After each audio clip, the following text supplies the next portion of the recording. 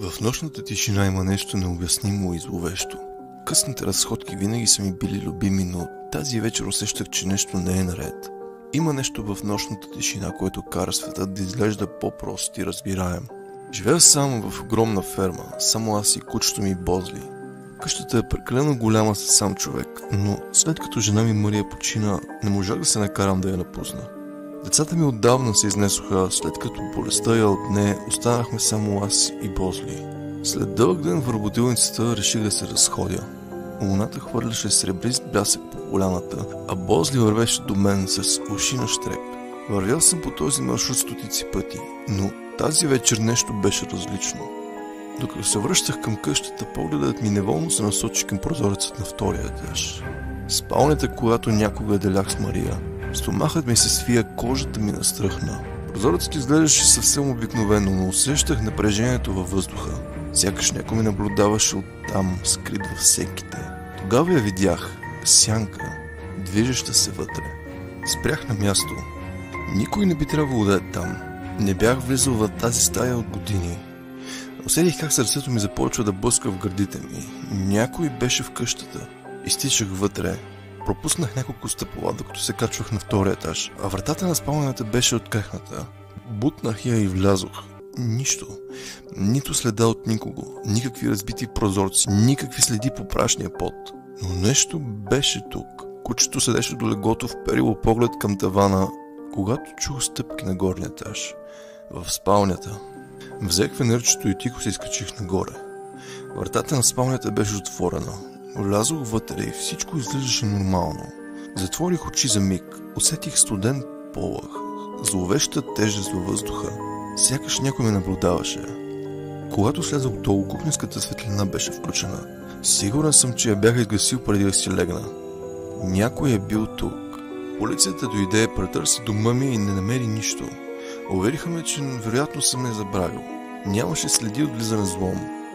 На следващата нощ я видях. Стоеше в тъмнината на спалнята ми и гледаше право в мен. Косата й беше сплъстена, а кожата бледа. Знаех едно със сигурност. Това не беше Мария.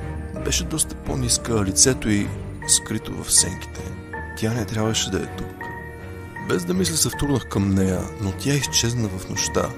Претърсих цялото имение с Бозли, но следа от нея нямаше. Седмици наред не можех да заспя. Очите ми горяха от изтощение, но всеки път, когато затворих клепачи, усещах хладния полъх на нещо невидимо пред мен. Сърцето ми блъскаше в гърдите при най-малкия звук, а в стомаха ми се беше свила постоянна буд със страх. Сенките по стените започнаха да се движат, или поне така изглеждаше в онези безсънни нощи, когато тишината сама по себе си се превръщаше в ужасяващ звук. Спях с пушката до леглото, слушайки всеки малък шум. Бозли също усещаше присъствието й. Чувах как ръмжи в тъмното, а очите му блестяха от страх. Тогава една нощ тя се появи отново. Седях в хола, когато видях нещо през прозореца. Стоеше в двора и гледаше право в мен. Бозли излая, но тя не помръдна. Не беше оплашена. Чакаше. Изкочих навън с пушката в ръце. Сърцето ми блъскаше в гърдите, а ръцете ми трепереха. Очите ми отчаяно претърсваха тъмнината, докато в гърдите си усетих надигащата се смесица от гняв и страх. Бозли залая диво до мен, а студеният въздух пареше дробовете ми. Не знаех какво да очаквам да видя, но бях сигурен в едно. Не бях сам. Стрелях във въздуха, крещейки тя да се махна, а очите й, две черни дупки, не помръдваха. После с невъзможно бързо движение тя се втурна в нощта, изчезвайки в сенките. По-късно през нощта, преди да си легна, докато миех лицето си в банята, погледнах в огледалото. На замъгленото стъкло някой беше изписал едно единствено изречение с разкривени, кърваво-червени букви. Ръцете ми трепереха, а студена пот изби по челото ми. Дъхът ми заседна в гърлото, когато осъзнах, че не бях сам в тази стая, а на стъклото пишеше «Мария скоро ще се върне». Работя за кетъринг компания, което означава, че прекарвам много време по пътя, обикновенно късно през нощта. Прекарвам повечето си часове в разнасене на стока от едно място на друго с огромния камион, който компанията ни предоставя. Не е най-лошата работа на света, но часовете са ужасяващи и определено не е това, което си представях, че ще правя в живота си. Винаги съм мечтала да бъда графичен дизайнер, да създавам изкуство, да оставя своя отпечатък върху света. Вместо това прекарвам нощите си в монотонни курсове по пътищата, усещайки как времето ми си изплъзва измежду пръстите. Когато най-накрая се прибера от дома, или съм толкова натъпкан с кофеин, че не мога да заспя, или припадам на леглото и не помръдвам 12 часа. Една нощ след поредната дълга смяна карах обратно към вкъщи около 2 часа сутринта. Най-накрая отново бях зад волана на собствената си кола и се наслаждавах на това чувство на свобода.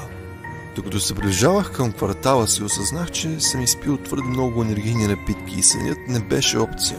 Освен това бях гладен, не бях ял с часове и стомахът ми стържеше. Точно до магистралата има един денонощен Макдоналдс на 10 на минути от дома ми.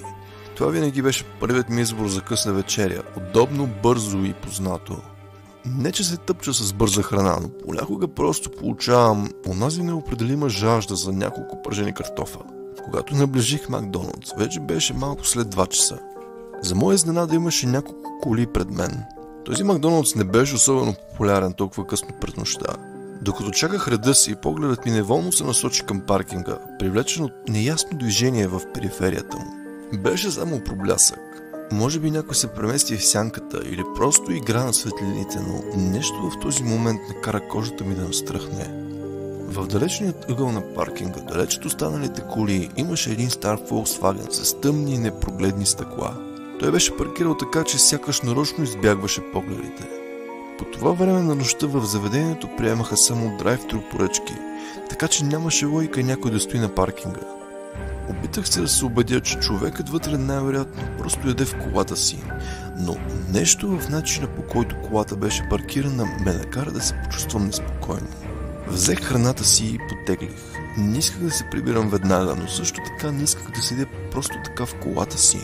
Докато обмислях къде да хапна, си спомних едно любимо мое място от детството. Природен резерват, разположен точно върху планината. Имаше живописен изглед към града, а тясната пътека към върха на планината беше място, където често ходех с приятелите ми. Когато пристигнах на паркинга на резервата, той беше напълно празен, но не за дълго. Преди дори да успея да изключа двигателя на колата, видях фарове да се приближават.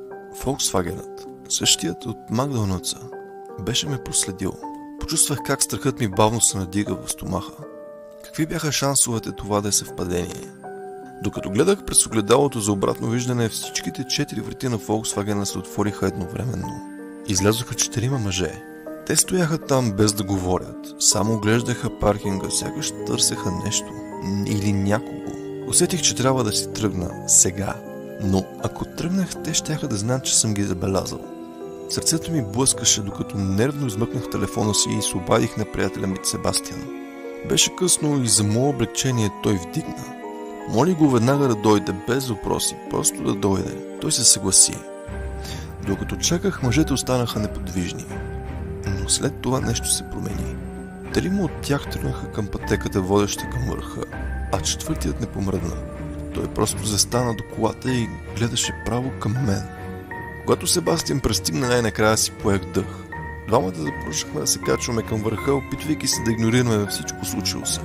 Не след дълго чухме смях и стъпки зад нас. Те ни бяха последвали.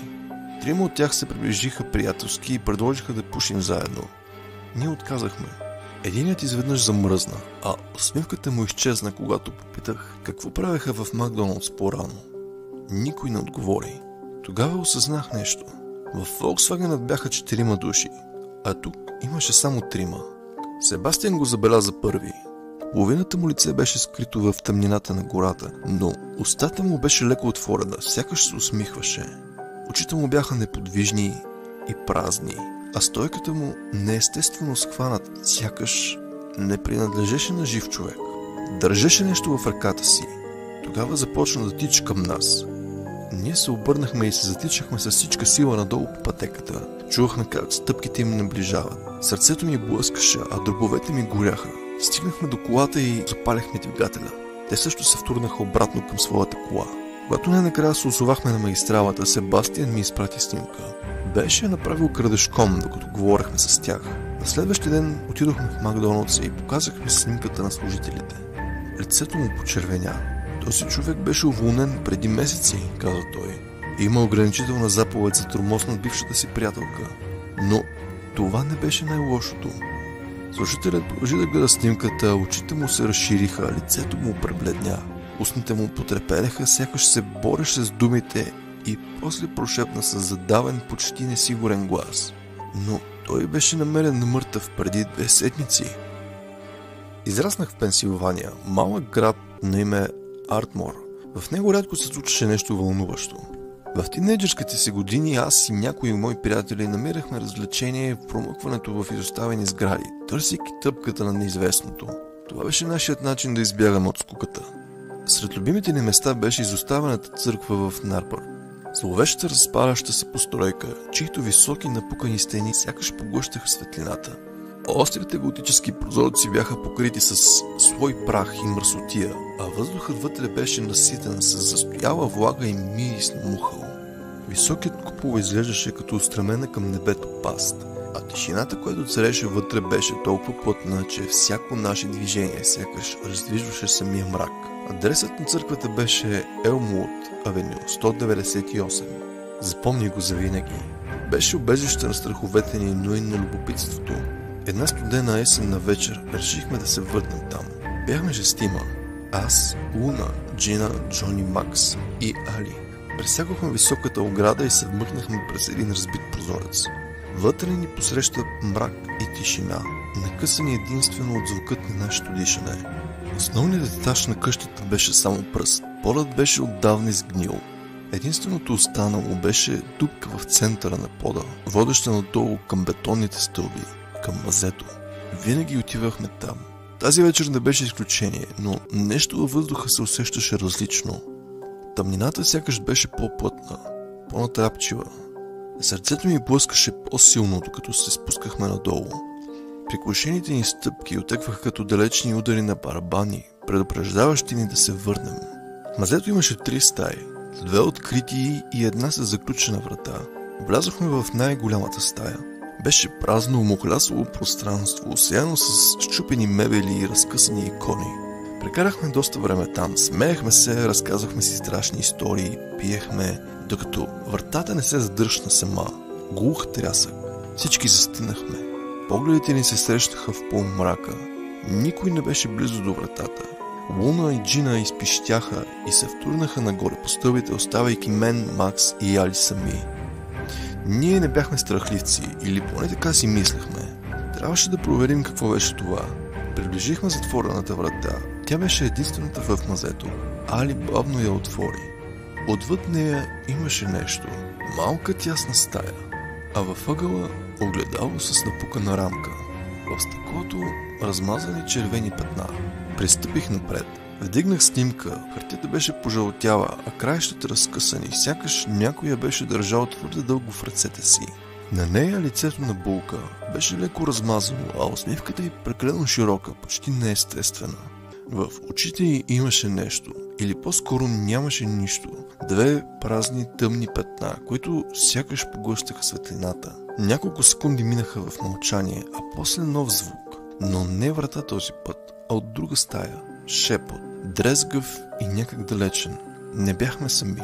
С Макс и Али се спогледахме, без да кажем нищо, и се хвърлихме към стълбите. Когато стигнахме до горния етаж, изскочихме през прозореца и паднахме на студения асфалт отвън. Никой не каза нито дума, но преди да си тръгна, погледнах назад. В прозореца на онази стара църква стоеше някой. Сянка. Години по-късно нещо ме накара да потърся отново църквата. Върнах се, но тя вече не съществуваше. Не беше срутена до основи. Рових се из архиви в продължение на седмици, но дори местната библиотека не разполагаше с никакви сведения. Имаше пропуски и цели години липсваха без обяснение, а всяко споменаване на сградата сякаш беше умишлено заличено. Намерих само една стара статия, а заглавието е "Младоженка изчезва в нощта на сватбата си. Последно е видяна на Елмуд авеню 198. Прибрах се и когато си помислих, че тази история най-накрая е приключила, намерих писмо пред входната си врата. Папликът беше стар, пожълтял и с измачкани ръбове, сякаш беше държан от нечии търпелещи ръце. Нямаше марка, нямаше адрес. Само моето име, написано с разкривен почерк. Не трябваше да се връщаш. Подписано с размазана кървава следа.